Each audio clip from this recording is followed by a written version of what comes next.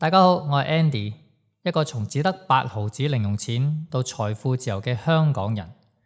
今日講同理財同樣重要嘅課題——健康。龍哥，唔好意思，頭先開會遲到。哇，睇你對黑眼圈仲大過我個銀包啊！唉，瞓得好差，半夜醒幾次，仲成日發埋啲古靈精怪夢。之前夢見自己變咗部 server，俾人瘋狂撳 F5掣嚟 refresh。尋晚就夢見自己變咗部手機，個電量由100%跌到得返9%，仲要俾人追住逆向叉電。你知啦，半夜醒咗好難瞓返噶嘛，到瞓醒時頂鬧鐘就響，點會有精神啊？你之前都話多夢法，點解近排見你精神咁多？我開始咗個15分鐘投資計劃，唔係講錢，係投資時間俾自己個身體。即係去做 gym？ 我買咗年卡去咗3次，而家當做慈善咯。唔使入會，唔使出街，勁簡單，免費。咁筍？講嚟聽下。靜坐，專注呼吸。吓？呼吸？我哋唔係每一刻都呼吸緊咩？有咩好專注啊？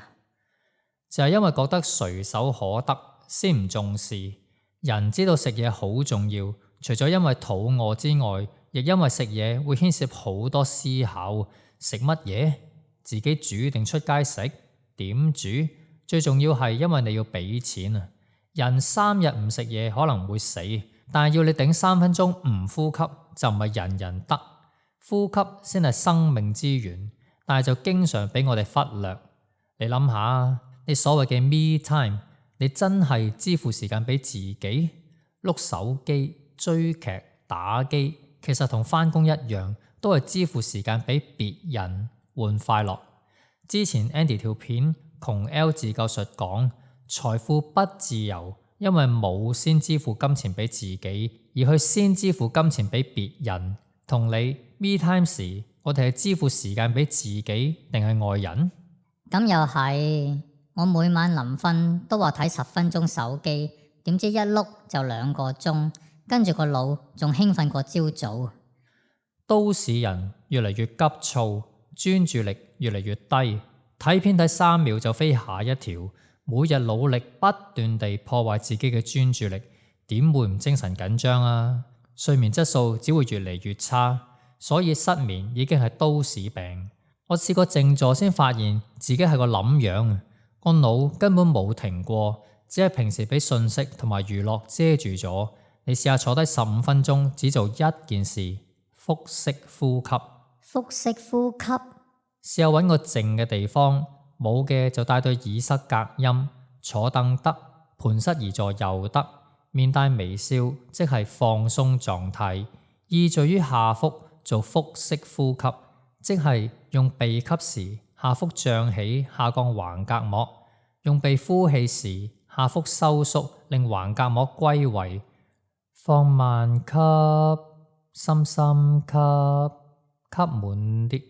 放慢呼，深深呼，呼盡啲。咁樣做15分鐘，我可能30秒已經心思思想撳電話睇時間。正常啊。當你嘗試靜坐，專注於呼吸時，你會發現專注呼吸原來一啲都唔簡單。個腦會不停咁亂諗嘢，思緒跑嚟跑去。點解呢15分鐘咁耐嘅？係咪個 timer 冇撳開始？玩手機一玩就唔見咗2個鐘，係咪時間停止咗？但係關鍵唔係要停止諗嘢，而係當你察覺到自己走咗神，就溫柔咁帶翻個注意力去呼吸嗰度，好似訓練注意力肌肉咁樣。有冇咩實際好處先？我好實際㗎。第一，我發夢少咗，半夜醒咗都容易瞓翻。第二，個人平靜咗，我係 A 型人格，即係屬於較具進取心、自信心同埋成就感，並且容易緊張。而家會放慢啲，於是就做深而長嘅腹式呼吸。第三，腸胃好咗，我平時起身呢就唔覺肚餓嘅，仲飽飽滯滯好多胃氣，而家會多咗起身時覺得肚餓嘅情況，呢啲就係身體回饋嘅健康股息。聽落好似好着數咁喎，但係我坐唔定喎。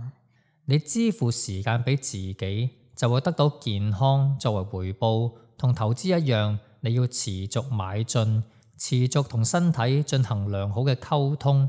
你唔會立即見到效果，但係靜坐嘅健康福利一定會出現。每日俾15分鐘自己靜坐，就好似每日定時投資落健康戶口，福利會慢慢滾出嚟。好消息係你唔需要付出一分一毫，你只需要付出紀律同埋耐性。如果你係一個精打細算嘅人，計一計啊，我哋去睇醫生時所花嘅錢，所花嘅搭車時間，等就2個鐘，睇醫生就2分鐘，或者每個月買幾千蚊保健品，試圖去解決失眠問題，改善專注力，對比每天靜坐專注於自己嘅身心，邊個平啲？人體係有強大嘅治癒力，而治癒力係可以強化嘅。唉，我試過數綿羊、飲熱奶、戴眼罩瞓覺，好似樣樣都係向外求。你講得啱，可能我從來冇認真支付時間俾自己個身體。好啦，今晚就由熄手機開始，試下啦，記住面帶微笑咁坐，即係放鬆嘅信號，二手落下腹，好似同自己個身體講：而家我淨係陪你。好，如果我真係坐到15分鐘，聽日請你飲茶。好，咁我等你派息啦。記住，呼吸係你最大嘅資產，唔好令佢貶值。如果有興趣了解多啲靜坐，可以睇呢2本書：蔣維喬嘅《因事指靜坐法》同埋南懷瑾嘅《靜坐修道與長生不老》。睇緊片嘅你，不如今晚臨瞓前支付15分鐘俾自己試一試靜坐。鍾意呢一集就 like and subscribe，share 俾朋友。我哋下集再見，thank you。